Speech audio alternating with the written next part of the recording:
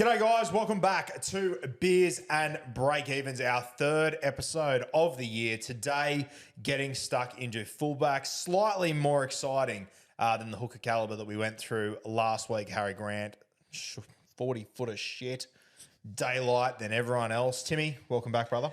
Hey mate, bit harsh on the hookers. I actually quite enjoyed the Joey Lussick chat last week, but look, Latrell Mitchell might be slightly more interesting.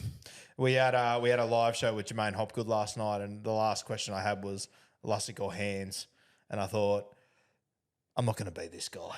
I'm going to leave it. I will tell you this though, we asked Jermaine Hopgood about his minutes, and in typical Jermaine Hopgood fashion, he said, regardless of what minutes I play, I'll just be doing my fucking best. And I thought, take me now. Signed and delivered. Pull my hair, I'm into it. Speaking of getting into the fullbacks early, but just NRL players getting harassed about SuperCoach. See little Pappenhausen on social media last night. It's just his head on his Instagram story saying questions to Ryan right now, and it's just, are you good for round one? How's pre-season going? Are you goal kicking this year? All from SuperCoaches. So fucking good. I literally had someone send me the other day. It was like an advertisement for the Melbourne Storm, and it had Pappy like lining up a kick. It was like blatantly in a studio. Someone said to me, he's like, they wouldn't give him the T in the ads if he wasn't kicking right. It's like fucking, what? If only it was that easy. Fuck me. Unbelievable. So yeah, we got fullbacks today. We're going to get stuck into that in a minute. Now, the Rook, Timmy. Sometimes you have to have tough conversations that you know are going to better people in the future. I'm sure you've had a few in your life. Yeah. I mean, we spoke about the arrogance of the Rook last week, and I don't know too many people out there who second week in a new job go on a cruise around the world. Wow. But the Rook, no issues. No issues. Phone went off for a week. No contact. Nothing. Just took off. And the week that SuperCoach opens? Yeah. Fucking please. Yeah. So there's been an internal one-game suspension handed to the Rook. So we were hoping for a reveal this week. But as far as I'm concerned, Tim, you make your own bed. We have to delay it. And unless the game lifts, it could be 2 weeks. Who knows? It could cost us sponsors. It could cost us everything. Yep. Numbers, listeners. People might drop off because they expected the Rook this week. But these, as you said, these are the calls you have to make. No one is above beers and breakevens. That's the message that we have sent. So the Rook, maybe next week. I don't know what the Rook's going to do over the next week. We've got a Saturday night to come. Fuck knows.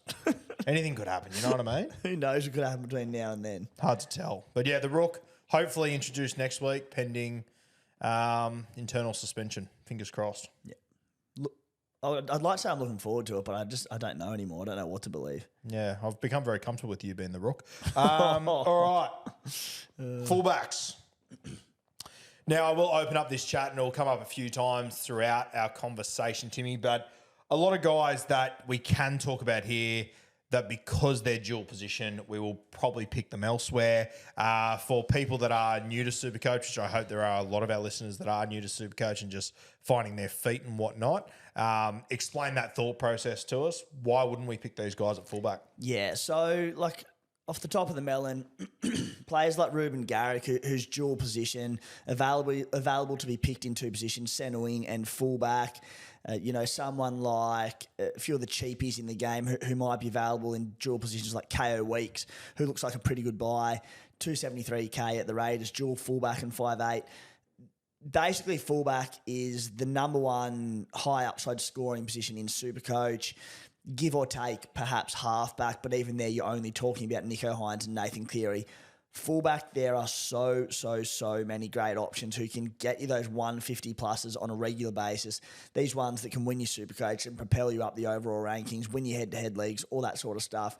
So I don't think fullback is the place to go anywhere other than two out-and-out guns or potentially someone like Ryan Pappenhausen who's dropped in value because of injuries and different sort of things. But, yeah, all these dual position guys and cheapies, I won't be looking at anyone under Pappy's 645k. I won't be looking at anyone priced under that. Just to give you an example of what Tim's referring to of the top 8 players from last season, Hines, Cleary, Ponga, Drinkwater, Turbo, Fafita, Reece Walsh, Clint Gutherson, 4 of the 8 fullbacks. You can only have 2 of them in your team. Yeah. If you have a dual position one that you can pick elsewhere, it's an absolute godsend. Yeah. And even if like so much so that if the best cheapie of the preseason opens up at fullback, I still probably wouldn't go there. I'd be going for the upside plays because it is that valuable a position. Yeah. Put it this way, for people like Kayln Ponga last year, just about everyone owned them except Tim when he paid a fucking arm and a leg for him eventually. Actually, it was only $1.6 million. Makes me sick. Arm and legs cost way less than that. Could have brought a half better in Sydney for that. Would have been great. Kayln Ponga, though, like, for example, he was available at 5'8" last year. He's not this year, which changes quite a bit. Oh, so much. So much. So, I mean, personally, I think you were crazy if you had KP at fullback last year. 5'8" was the spot to have him just because you could. Jaden Campbell's another one who's dual 5'8" fullback, who's a really popular pick this season, but there's not a chance I'll be picking him at fullback. If he's in my team for round one, it'll be at 5'8". Yeah, yeah. Take another guy like Kohler, for example. Like when I picked him last year, I could have picked him at fullback, but instead I picked him at CTW to score 300 points in 2 weeks. Remember that to me? The crowning moment. The crowning I don't even moment. get upset about that. I was like, I've mentioned it before, but it was the first time in 2 years of Beers and Breakevens that you went out on your own and actually had a crack at something that you backed, and it won you the title. So I was actually, it was like a fatherly moment. My son had gone out on his own for the first time and had a crack, and it paid off. Unfortunately, it cost me my draft comp, so I didn't even fucking enjoy it, which was great. So, yeah, fullback, a very interesting position. As you said before, mate, you're thinking two guns. I tend to agree with you. The only exception, and I mean, I guess Ryan Pappenhausen is a gun, but he's the only, if people want to call him a cheapie this year, the only other one that I could probably look at. Yeah, and like even Pappy is an out-and-out gun. I believe last season he may have started as the highest price player, so the highest average from the season before. When he got injured the season before, he was averaging like 105 or something. Yeah, so he averaged 90 in 2022, and I think he started the most expensive player last season. Yeah. I tell you what an interesting one would be. God forbid anything happens to Ryan Pappenhausen in the preseason, but like let's say even if there was a hamstring strain for 6 weeks or something, and one of your boys, Fire Logo, was the starting fullback at the Storm with his enormous upside, priced at $339K. Oh, there you go. His dual fullback CT dub. So you wouldn't even do it, yeah. Yeah, so it wouldn't even matter. And that's a classic example that if something happens to Pappy and Sua is the fullback, he still would not be our fullback in SuperCoach. Yeah. It just makes no sense. You've got 7 centre wing spots you got to fill. If they're available there. Straight in there. So just a bit of strategy there for you guys to consider. Mate, will we kick off with the great man, Kayln Ponga? We will. And just a note before we get stuck into it, looking at the fullbacks this morning and, you know, in the 3 minutes that the show's been going, I've already changed my starting fullback combination 4 times. It's such a hectic position. And it is, there are so many options here, and not just options, there are so many great options. Not good options, fantastic options. And realistically, probably likely to dictate the overall rankings early in the season. Like, because the difference between getting the right one and the wrong one in the 6 to 8 genuine options that there is could be 300 points across 3 rounds, potentially. Yep. And I think one more thing that I would say on fullbacks before we get individual players to me is that the fullback you're picking to start with, your gun, like the first few weeks, they're not going to score hundreds, 150s.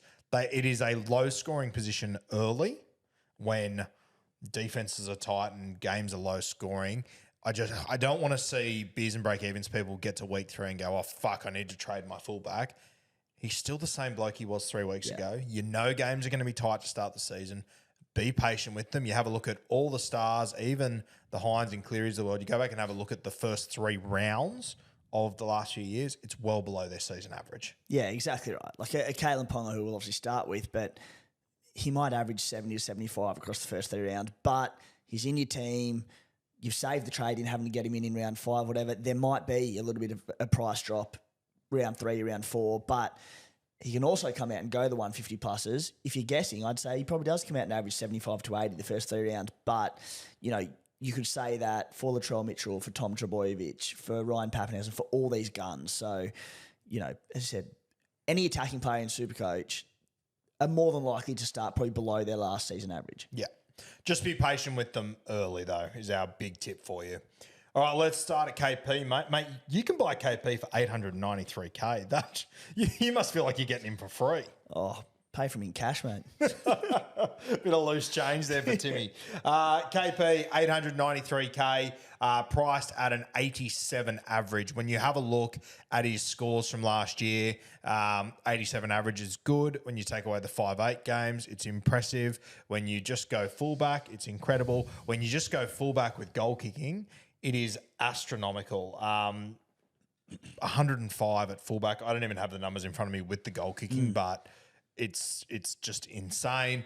Keep in mind, I think the big thing to talk about with KP, Timmy, is that, and we all remember sitting here last year going, good God, KP's big.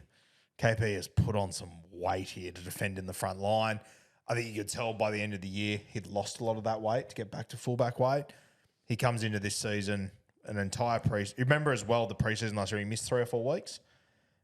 He is ticking every single box. He came out and said yesterday he's not going to play in the All-Stars game because he wants to prepare for Knights. He also said he wants to prepare for State of Origin, which I fucking love. Hate that. Queensland turmoil, how good. Yeah, it's terrifying though. They could have 4 injuries at fullback and anyway. But mate, for me, I love the look of KP heading into this season. I think he's a must-have. I really do. Yeah. The only reason he's not a must-have in my books is because there are so many elite options at fullback. But you mentioned like how trim and how good he looked at fullback once he had games under his deck following those series of concussions and stunted start to the season. His last 8 games last season, he averaged 119 points. Now, I understand that the back end of the season is vastly different to the start of the season for the reasons we just mentioned. You know, there are injuries to squads. There are decimated squads. Defences are broken up. Players are playing injured. The attacks are so synchronised and flowing so well. It is very different, but 119-point average across 8 games. As you mentioned, 105 average at fullback last season. His lowest score last season was 47. What's the one game in SuperCoach that you basically put a line through every year, Roo? Penrith? Penrith in Penrith. Yeah. And he still scored 47. It's like, okay, you can cop that. After that, it was 77 points. That was at fullback, I should say. I'm with you, mate. I find it pretty hard to go against him. And he's currently in 35% of teams. Possibly grows before round 1, but not necessarily. Again, the price tag might scare people off and the opportunity to go elsewhere. But, and again, I know you'd say it's about a few fullbacks, but KP, if he does what we expect him to do, fully fit at fullback, goal kicking full time, he could be $1 million plus by round 3, round 4, and you could be clawing to get him back in. And even if you do it by round 3, it's still taking up a very valuable early trade that could have gone towards a cheapie or a mid-range who's killing it. So I'm with you. I think of all the absolute out-and-out guns, I think KP is the most likely to score hundreds in the first 4 or 5 weeks. Yeah, and you know, you say it's about a few plays in SuperCoach, but it's horrifying not to own KP when there's someone speaking from experience. So yeah, look, I'd be getting him in. Yeah, I think he is. I stand by it. I think you just have to start with him. I think you could lose too much ground. You look at his first few games, plays the Raiders in Newcastle, Cowboys, Melbourne, New Zealand, then he plays the Dragons. I mean, there's no easy draws to start the season, and that isn't an easy draw, but my God, it is a good draw. Look at that night side. What's changed? Lachlan Fitzgibbon leaves. He gets Tyson Frizzell. Uptick. Dom Young leaves. Is that really going to impact KP? Not at all. At all. If anything, they probably go left more. Yeah. Like, the only changes I see happening to KP is that it helps him. I just, if something happened that Jack Cogger lands at 5'8", I'm not expecting, but if he does, my God, I saw what he did for 20 minutes with Nathan Cleary. I know that Jacko already plays that role. You will have 2 halves that their entire purpose of existence is put KP in good ball. Bradman Best, Greg Marsh here. Oh, thanks for coming. I know. Very, very enticing. And it's hard to find any red flags around him, isn't it? So, yeah. And, I mean, you even have a look at, going up against your mob round 1. It's going to be their first game with new combinations all over the place defensively. Seb Chris isn't going to be there. It's going to be young guys everywhere. Like, it's just begging for a guy like KP. Well, KP, just like he does all his work scorching the three-man in defence, which essentially is always going to be the 5'8" or the half-back on either side of the field. Like that could be KO Weeks, who's defending in the front line, and he could be going to him. They play 4 of their first 6 games at McDonald Jones Stadium in Newcastle, which is starting, or at least last year, was becoming a bit of a fortress again for the Knights. So, yeah. Mate, there's every chance round 1, the Raiders, because Seb Chris isn't available, they go Ethan Strange at centre, KO Weeks at 5'8". There's your game plan. Yeah. And KP will just haunt them all fucking day. It's terrifying. Yeah, he's just got points written all over him round 1, I think. The worst thing about it is that I'm probably going to have to captain him against the Raiders in round 1, which I hate. Fork in the ground, he will be my captain round 1. Yeah. Without a doubt. I'm happy to sit back and watch Vegas and then tune in the week after. KP, round 1. All right, let's have a look at the next player on the list, as I've just lost my filter, which is Good Gear Live. We love to see it. Drinkwater, mate. Drinkwater. Thirsty, Timmy? Always thirsty. Scotty Drink Bloke. 851K. Started slow last year. Finished like a fucking village on fire. He was incredible, Drinky. Wild how the season played out for him. Does it just come down to how well you think the Cows are going to go? Not really, because they missed the 8 last year. So I think everyone's got pretty high hopes for them this season. It's such a red-hot roster. And even when you say started, he did start slow last season, but round 2, sent off, scored 1 point. Yep. And, you know, the chat going into last season was, he's a roller coaster, Drinky. You know, do you cop the lows with the highs, the inevitable highs for Drinky because he's got such attacking upside? After that, his lowest score of the season, so he was suspended for about 4 or 5 games after that send-off. His lowest score of the season, 29. Guess what that 29 came? Penrith at Penrith? Penrith at Penrith. Red Sharpie. That was also round 27, and I believe Penrith were playing for the minor premiership that game. Yes, correct. Yep. Exactly. So never stood a chance, the poor bugger. Basically put a line through that. His next lowest score after that was 44 points, which is fine. Like, everyone has a bit of a down game at some point. As far as I'm concerned, last season, he threw the roller coaster tag out the window, much like Sean Johnson did similar. So I'm not saying there might not be a 20 or a 30 in there, but the fact that we know there's also going to be some tons and probably some pretty big tons, it certainly outweighs this roller coaster risk of Scott Drinkwater. And if the Cowboys do kill it this year and can become a top 4 side again, which is very possible, can start make a case for him. Starts the season with a game against the Dolphins at Suncorp Stadium. So you're getting, Wayne Bennett. We've learnt from history. He's going to have his team up for that one.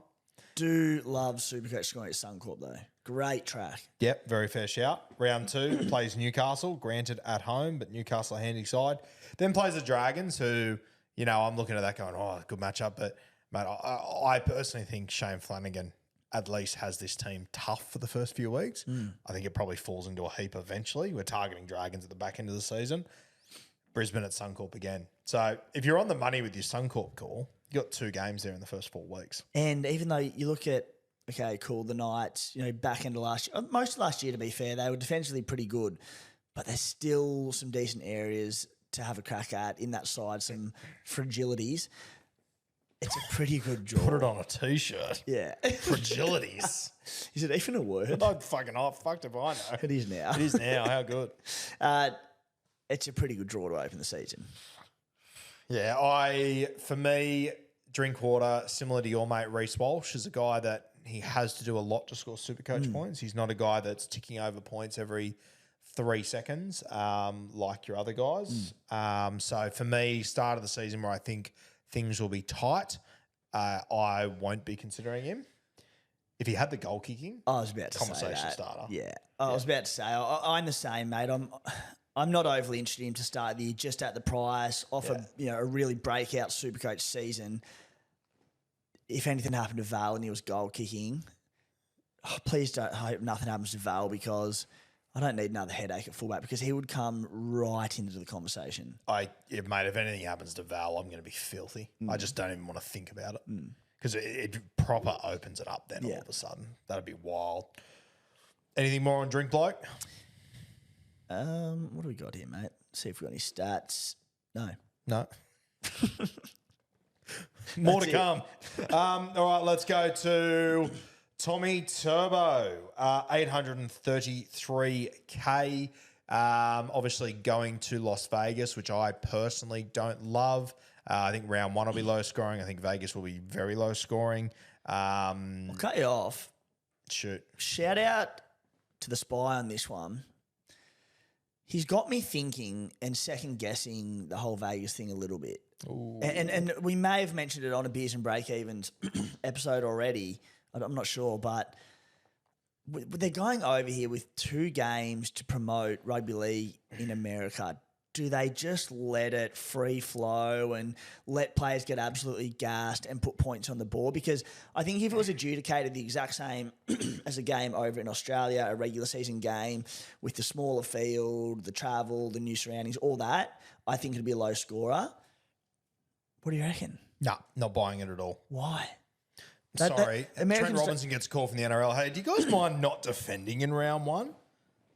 Can you throw the ball around and just see some points No. score? I'm not. They're not going to say, mate, can you tell Joey Manu to miss a few tackles to impress the Americans? The refereeing, more 6 agains, let the game play quicker, less penalties, gas them out so that there is broken play, there is points scored.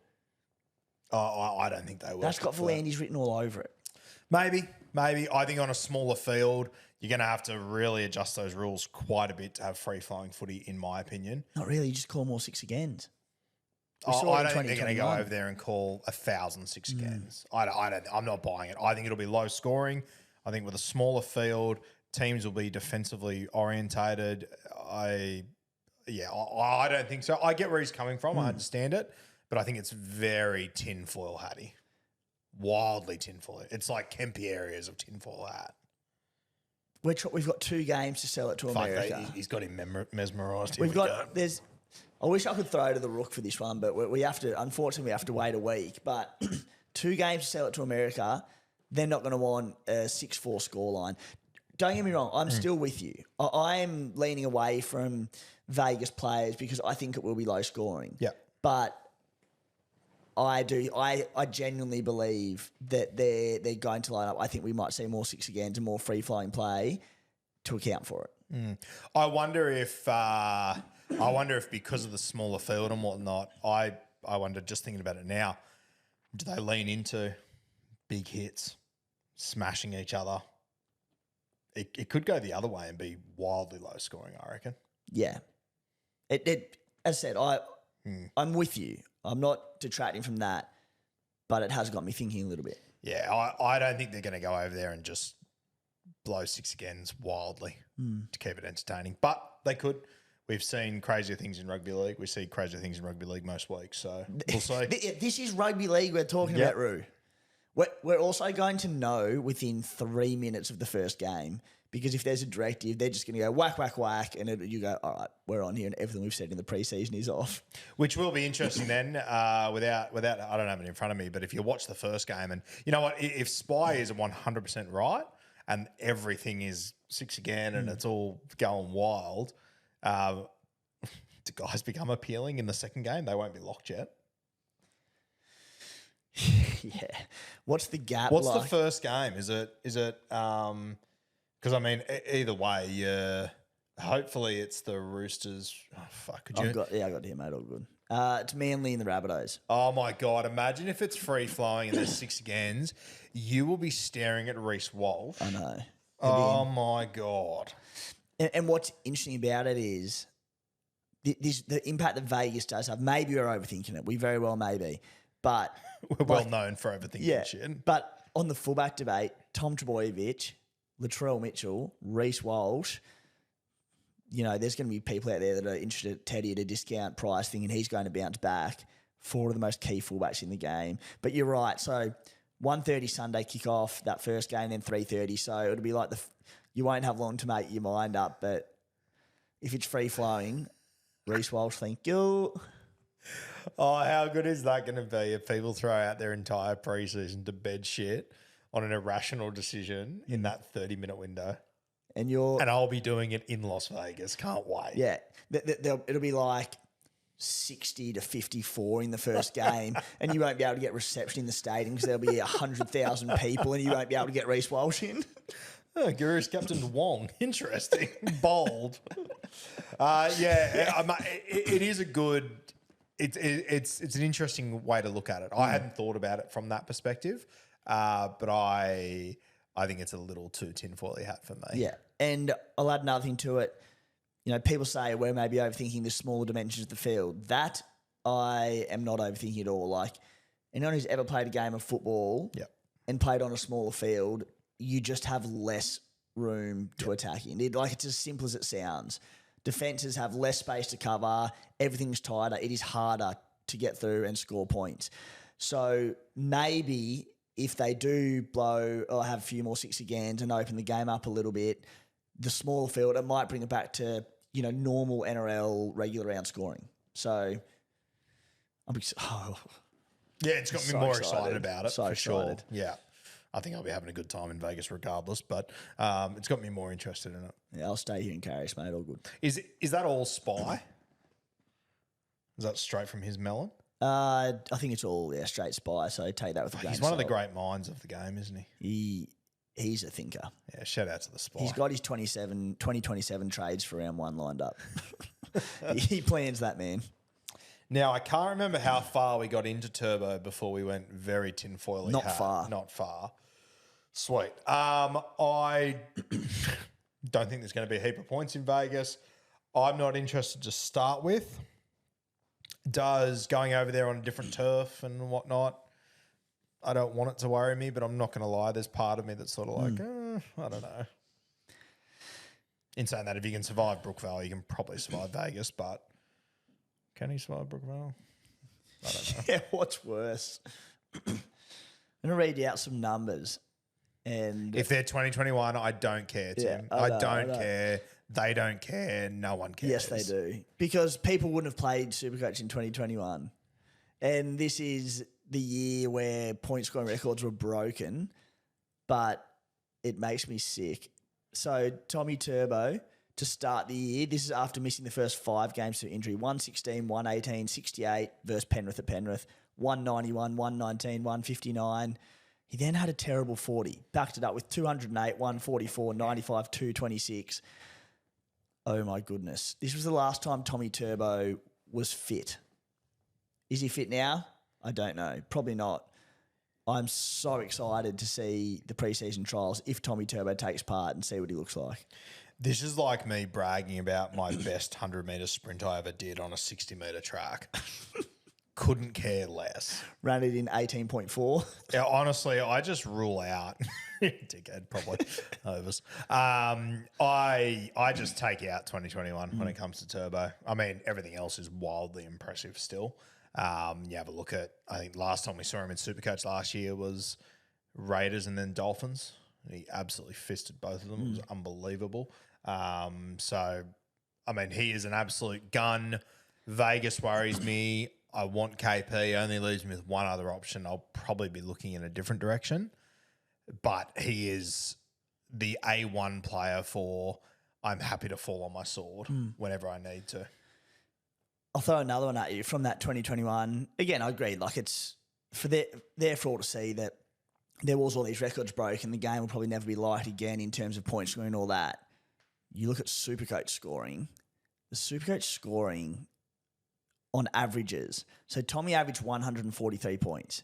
Second to him was Nathan Cleary on 108. And you go, okay, there's anomalies there. They're both well above the top players for the season. Down in third place was Ruben Garrick on 87, Teddy on 86, Dave Fafita on 85.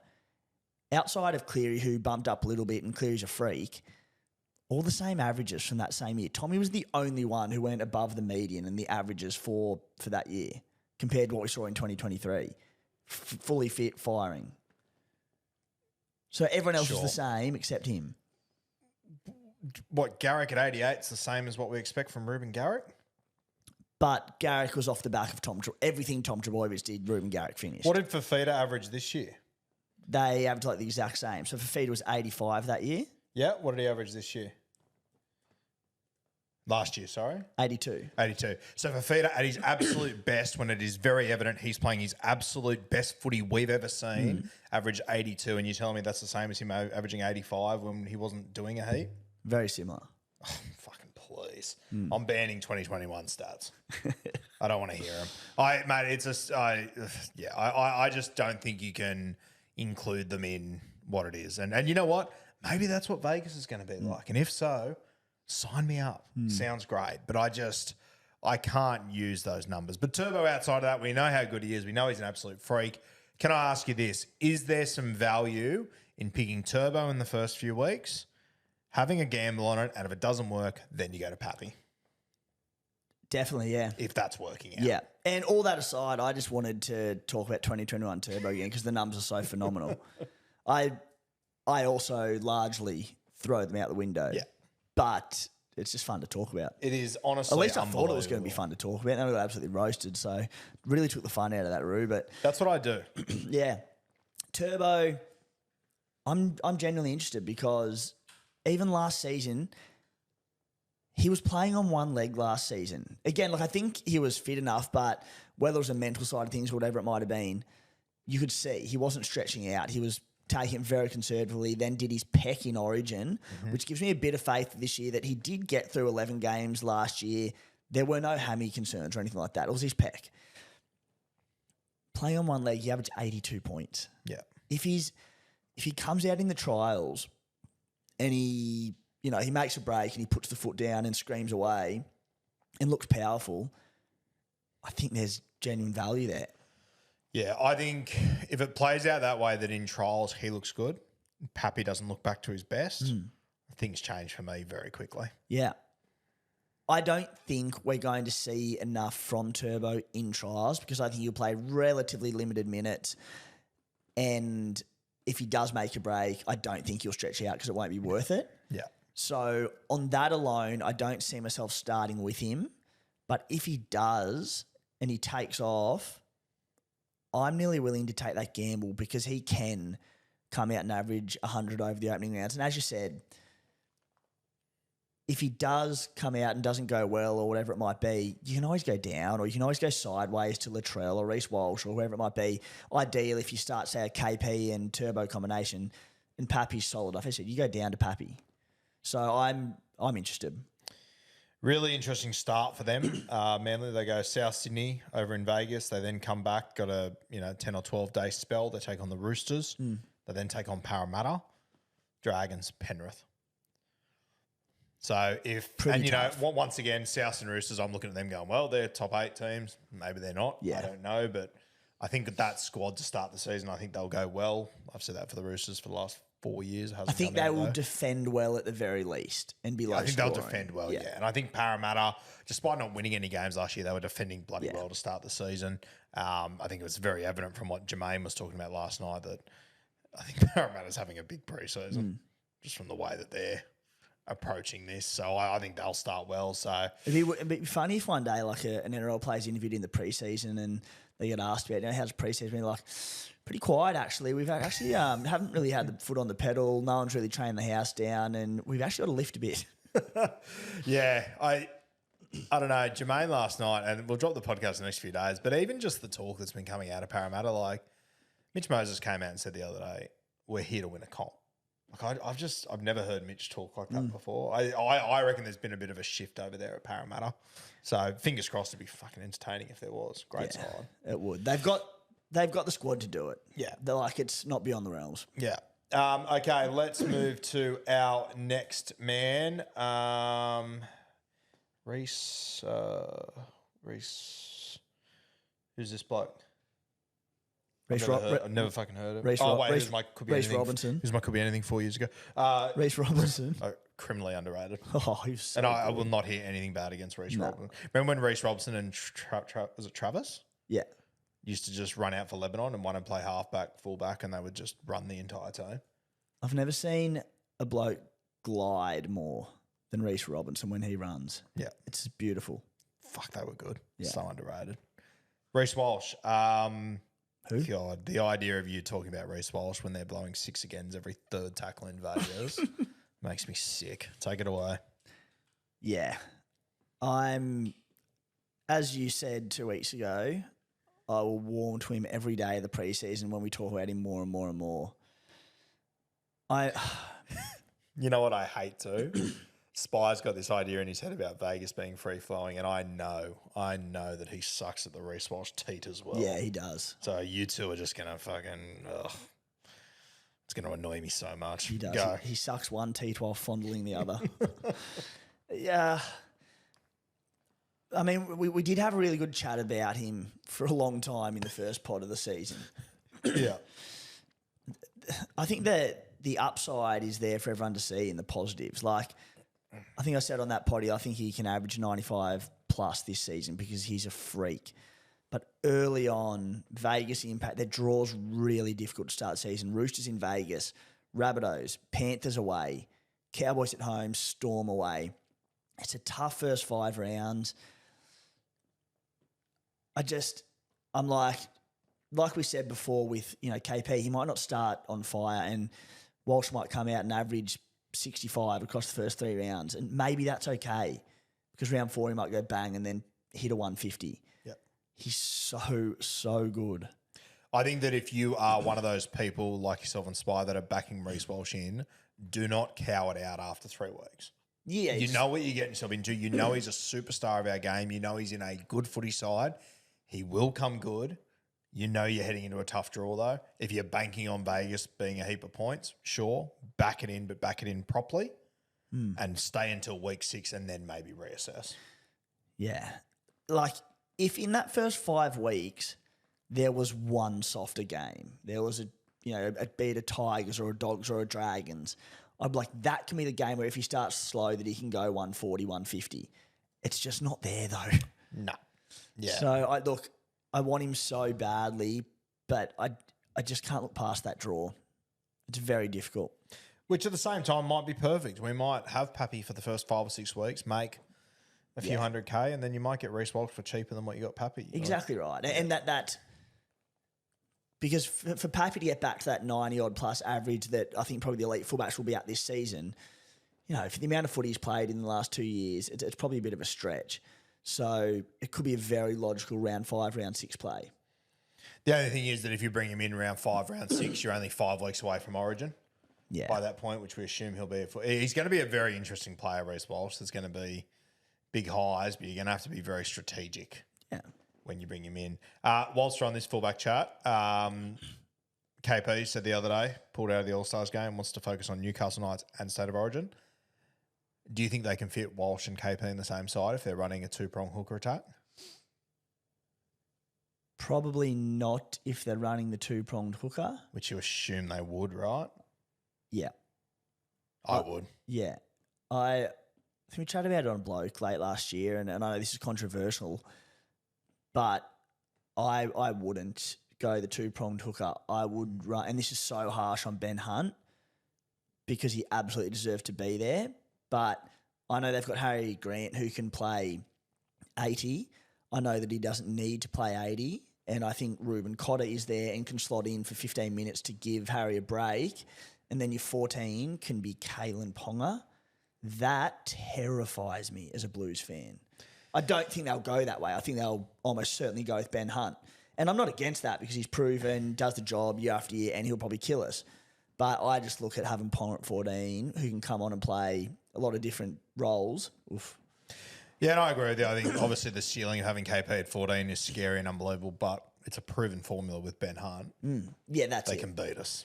And I've made the impact that Ben Hunt has had as a bench player in Origin over the last few years has just been unbelievable. Yeah. It has been ridiculous. And if they didn't have someone who could slot in at 9 to give Harry a spell in Cotter, I'd be like, okay, they probably need Hunt there and it's the safer play and you just do that. But they've got Cotter there, so I'm like... You are right, though. It would almost be worst possible case scenario if Harry Grant or Ben Hunt, one of them was injured in Origin and it forced their hand. That would be awful. Yeah. I couldn't. That would be terrible for SuperCoach, for State of Origin, for all involved. Very, very tough. What a problem to have, like taking the mickey. Yeah. I wished Jermaine Hopgood all the best last night. And I said, I hope you make your Origin debut in a New South Wales loss. I thought I was pretty good. And he goes, yeah, maybe game 3 after we've won game 1 and game 2. And I was like, motherfucker, it's probably going to happen. God damn it. That's good gear. I back that. So Reece Walsh, I think the draw's just too tough to start, right? Yeah, that's where I sit at the moment. Yeah. Clint Gutherson. To be short and sharp on Gutho, I think he is coming off a career year as far as Supercoach scores go. I know that we went to about 3 Parramatta games last year, and I think he scored about 9 tries across them, most from dummy half.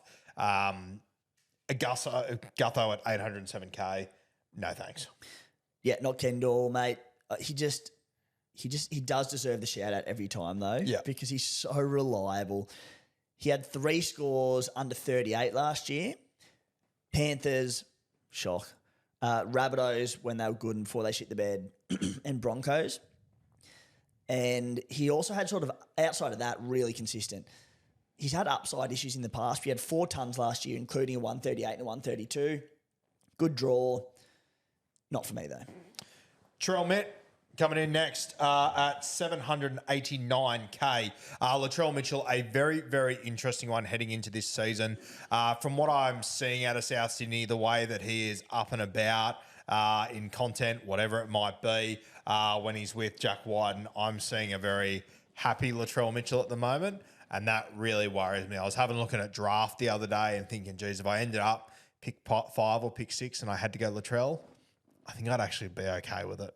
What are your thoughts? I'm tempted. Yeah. And I look at, it's hard to find value in fullback outside of Pappenhausen because a lot of these players had such good years last year. But Trell, we know what he can do. Yeah. And we know what he can do very easily. He can go 140, 150 seemingly effortlessly when he's happy, when the bunnies are firing, which I think they'll be excellent this year. Last season, 16 games, he only had 2 under 50. They were 41 and a 34. Hardly diabolical. He scored 9 tries in 16 games, which is solid enough. If Latrell comes out and plays his best footy, he could start scoring tries for fun. Like, I'm pretty tempted by Latrell Mitchell. The Bunnies draw, Manly in Vegas, Broncos away, Roosters away. Then it goes into Doggies, Warriors. It's a pretty tough draw as well. That being said, I don't think draw worries Trell that much. I don't think he gives a fuck. No. I won't go Latrell, but he is very interesting. I don't have numbers in front of me or anything, but I feel like he's a little bit underpriced for what we know we can get Latrell. I agree. But yeah, I at some point we will be having a lot of conversations about Latrell. Another guy though that if he's playing in 10 weeks' time, you're going to lose him to State of Origin during that period, which is something to take into consideration. But yeah, I think Latrell will be a fantastic pot option. Even so, of these the top picked players, you're nearly going to lose all of them at Origin. Yep. I mean, Ponga, who knows? But you just feel like they're going to try.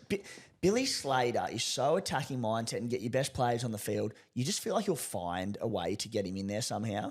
But Ponga, Walsh, Latrell, if Tommy Turbo's fit, they're all playing Origin. So, similar problem for most of them. Talking about value, average 77 last season, 85 in 2022, 82 in 2021. I think he averages 80 plus this season. I mentioned in the first part of the year, but I'm trying to be aggressive and chase people that can just blow the game out of the park. If the Bunnies come out firing, their squad's awesome. I think they could. Like, he could come out and just go whack, whack, whack and be that early difference. Yeah. I'm pretty tempted. Yeah, I won't be doing it, but I get the temptation 100%. And I think the people that do it could get rewarded massively. Yeah. Big plus for him as well, he goal kicks. It is. If you can get a goal kicking fullback, thanks for coming. I think, the best attacking team in the competition when they're on. And they were for the first half of last year before they fell off a cliff. But, this might sound like clutching at straws, but I really think Jack White's going to bring a lot out of Latrell Mitchell. I think it's evident he already is. Yeah, they get along like a house on fire.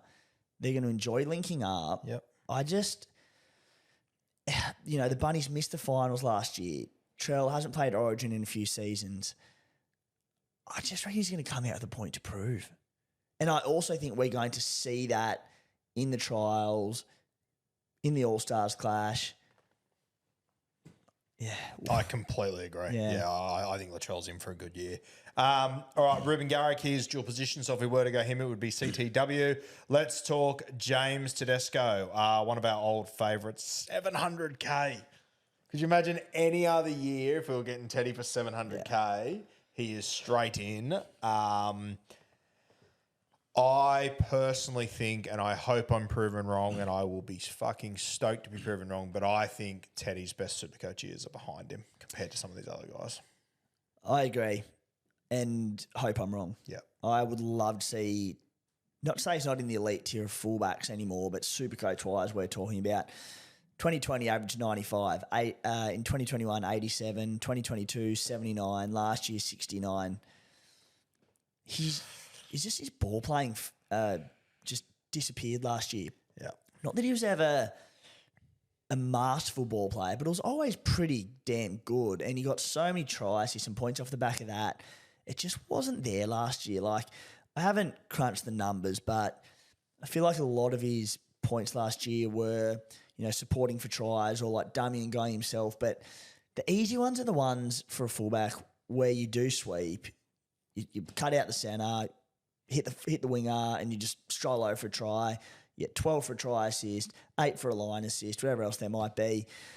He just wasn't getting them last year, and it happened so quickly.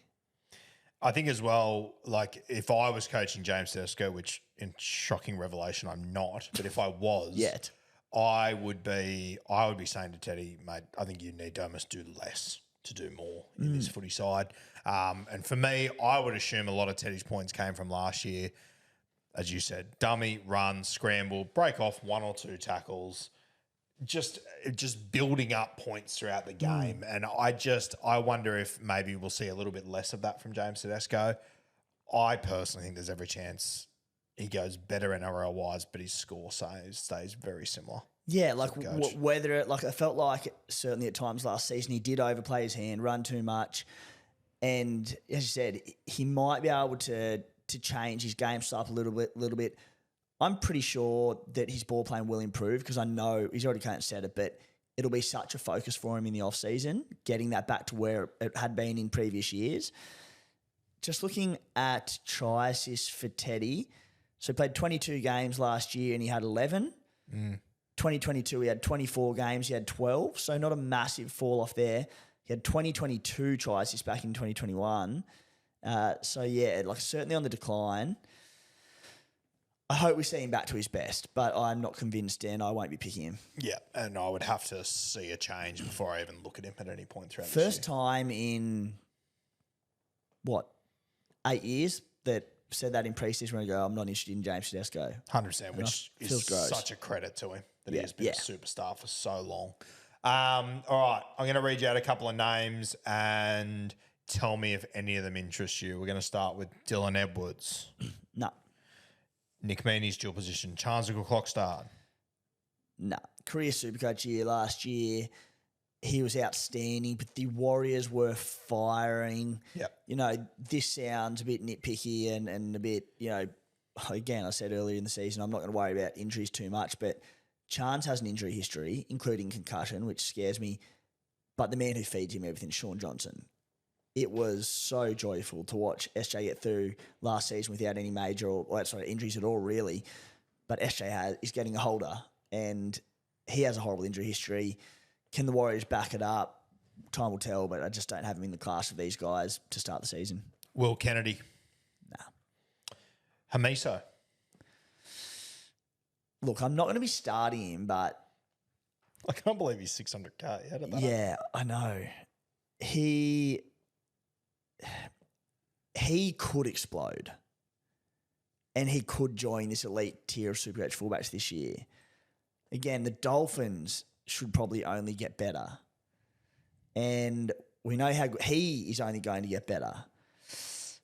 I don't think I could do it, and he's got the dual position as well. So, like at CT Dub, we'll have a chat about CT Dub later on in the preseason, but I could make a case for him at centre. Yeah, at centre, I can make a case for it. Yeah, but Dolphins are pretty stacked this year. they are pretty stacked. It's looking like Yeah. you obviously gain Flegler, but you also get Tom Gilbert back. You're essentially signing two international caliber forwards, in my opinion. Herbie, Hammer is getting better and better at fullback by the game. His ball playing is only going to get significantly better. Yeah. He's going to be tempting for round one. He also, I assume now with Avarillo and Herbie, he won't be fucked around in the centres. He will be out and out fullback. Yeah. Week in, week out. What's their draw look like? I agree with you. I think the closer we get to Hammer, the closer we get to round one, the more appealing Hammer will start to look. Cowboys round one at Suncorp. Yeah. Dragons round two at Redcliffe. Bayern round three, not ideal, but whatever. Titans on the Gold Coast round 4. Tigers round 5. Okay. Yeah, we need to have a look at Hammer. For sure. Okay. What's his ownership at all? Something to consider. Yeah, massive consideration. Whilst you're looking for his ownership, obviously AJ Brimson's next guy on the list, fullback. Looks like he'll play CTW, so we will not be considering him. Do you agree? Not at fullback. I'm interested at centre. Oh, really? Yeah, I am. Okay. CTW and SuperCoach and playing centre in NRL? Yeah. You think he's just going to roam or? He's probably my number one, along with Tommy Turbo, my number one trial watch, because I want to see what Desi has him doing. When you can get an elite fullback in the NRL available at centre, if he roams effectively and gets involved and he's chiming into the back line at that price with his upside, I'm super tempted. But he will have to have a lot of involvements in attack, and I want to see him floating around, which I don't know. I don't know what Desi's going to do. If I was coaching, I would be. I think Desi would be mad to make him sit on that edge and play centre. But he's not in my team as it stands. They will do positional updates after the trials. He'll get his dual CT dub fullback. You'd have to be certain of it, just about. Yep. So I'll be having a good look at him. Yep. Okay. Interesting. I mean, even if it'd be great if he is roaming, but even if he's just playing left centre on that. Well, I think he'll probably play right, won't he? Because it'd be Brian Kelly. I don't know. Yeah, probably. But I mean, if he pops up at left centre, it wouldn't overly shock me. Brian Kelly's played both sides, I think, hasn't he? Yeah. So yeah, if you land the left, well, there's so much to look at the Titans, because does Dave Fafita stay left? Where does Bo Fermor sit? They're a really interesting SuperCoach side to start the end. That trial. Oof. Very interesting side. Yeah. Big trial watch there. Other guys on this list. Hammer 9.4% ownership. Okay. 600K, yeah. Just having a look through the rest of the list. No one else really stands out. Jaden Campbell, we'll talk about him when we get into 5'8s. He's a classic. If he's available at 5'8, you pick him. You don't waste a fullback spot on him. Yep. No one else on that list that overly interests me, but I want to finish with a Melbourne Storm fullback, and then we'll talk some Canberra Raiders fullback. Oh, well, we're going to get the Canberra Raiders boys in other positions, aren't we? Their dual position. Okay, let's talk Pappy. Big talking point here. Obviously, guys, this is a big trial watch. We need to keep an eye on how he's moving there. If I'm going to pick him for round one, I want to see him kick a goal in trials, and I want to see how he's moving. I probably want to see him lay on some points in trials. What are you thinking? It's hard to say anything other than trial watch. Yeah. As it stands, he's in my team, and that's probably because I've got a team set and he frees up about 300K on any of the other premium fullbacks. So it just makes life a lot easier, makes you feel better about your team. But you need to see something in trials, don't you? For sure. Yeah. Like if he doesn't kick goals, I probably won't pick him. If he comes out and blitzes trials, he should probably be in 100% of teams. If he kills it, kicks goals, I think the Storms run, I'll get it up, but it's okay to start the season. But I think they open with Penrith. Oh, yeah, that's a good Which start. is tough. But I can't remember what it is. Warriors, Knights, Broncos, Dogs. Mixed. It's not great. It's not great. You wouldn't have it in the top half, I don't think. No. That being said, Pappy at the price, if he looks good and he's kicking goals, you kind of like, I can save so much money elsewhere. He's got the upside. If he looks good in trials and he comes out and he not so much hasn't missed a beat, but is 90% of what we've seen in the past, he's going to score well enough. He's going to make money. He's going to be a value play. So you probably just buy him regardless of draw. Yeah. Trial watch. It's Big hard to say trial much watch. more than that, isn't it? It's hard because it just like I think Pappy I remember watching Pappy when he returned from all those head knocks, and I remember him taking his first run. And I just went, no, he's not confident here. I can see it in the way he's moving, and I think that'll be very much so the case with Pappy this preseason.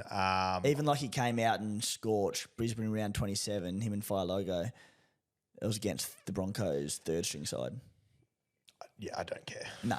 So yeah. That's it for sure. Yeah. So an interesting watch. Ryan Pappenhausen in the preseason. I'm sure, like all super coaches, will be watching his social media like a hawk.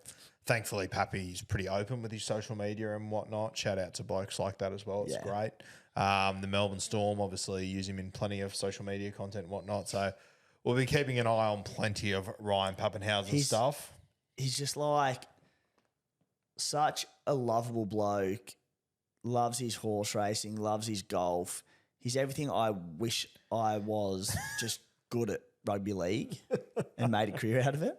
Well, I guess I have, just in a different... Just in just in a not being good at the actual sport scenario.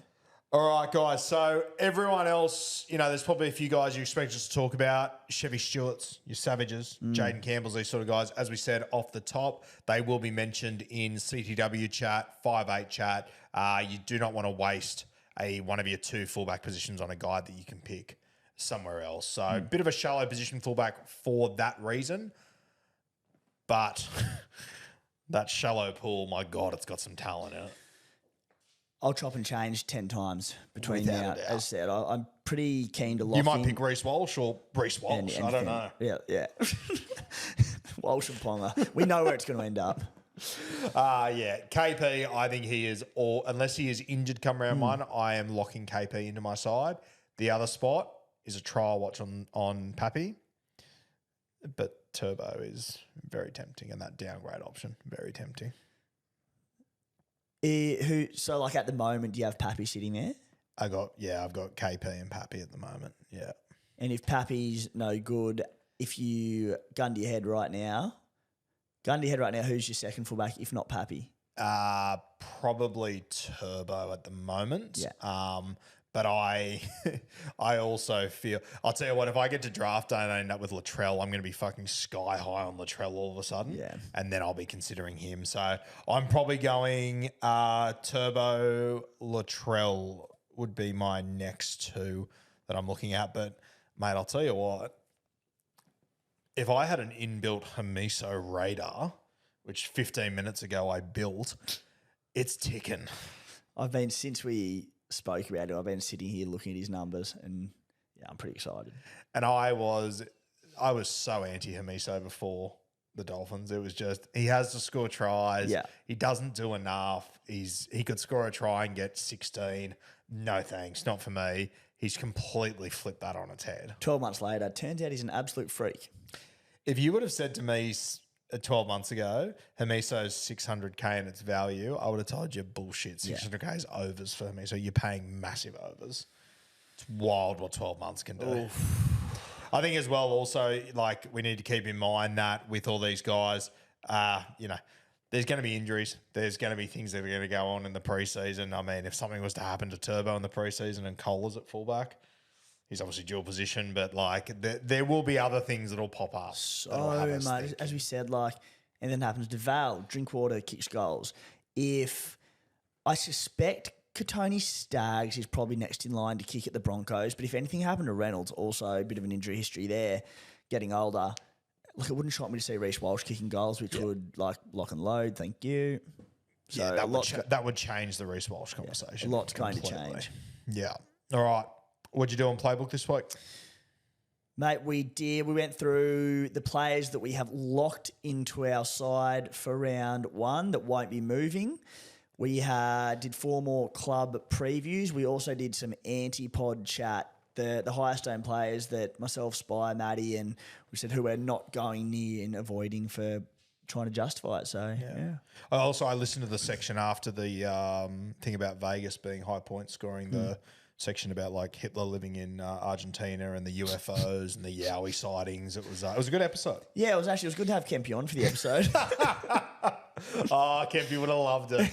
Kempy would have. It's honestly on a Monday, sometimes if I'm getting a little flat or a little bit tired and I hear Kempy say, I don't want to get too tinfoily hat. I sit up in my chair and I go, good as gold. Here we go. I'm all ears. Lock me in.